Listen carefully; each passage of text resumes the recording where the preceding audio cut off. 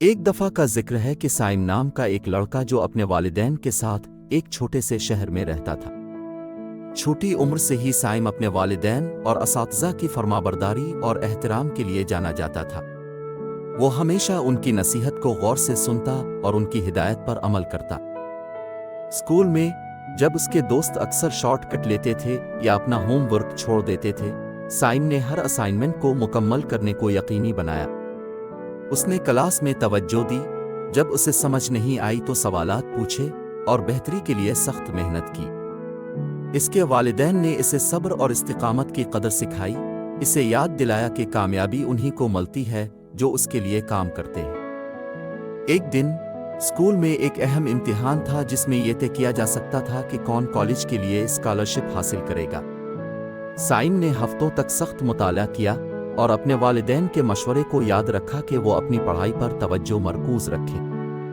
امتحان کے دن اس کے بہت سے ہم جماعت گھبرائے ہوئے تھے، لیکن سائم پرسکون تھا کیونکہ اس نے تیاری کر لی تھی۔ جب نتیجہ آیا تو سائم نہ صرف پاس ہوا بلکہ اپنی کلاس میں سب سے زیادہ نمبر حاصل کیا۔ اس کی محنت، فرمانبرداری اور لگن کا نتیجہ نکلا اور اس نے اسکالرشپ جیت لیا جو اسے کالج جانے کی اجازت دے گی۔ جیسے جیسے سال گزرتے گئے، سائم نے انہی اصولوں پر عمل کرنا جاری رکھا۔ آخر کار اس نے بڑے اعزاز کے ساتھ کالج سے گریجویشن کیا اور اپنے کیریئر میں بڑی کامیابی حاصل کی۔ سائم کی کہانی دوسروں کے لیے مشعل بن گئی۔ لوگوں نے نہ صرف اس کی کامیابی کے لیے بلکہ ان اقدار کے لیے بھی ان کی تعریف کی جنہوں نے اسے وہاں پہنچنے میں مدد کی۔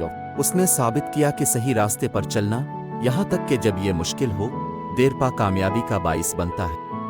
اور یوں سائم کے سفر نے اپنے آس پاس کے ہر فرد کو سکھایا کہ فرمانبردار اور وقف ہونا زندگی میں عظیم مواقع کے دروازے کھول سکتا ہے۔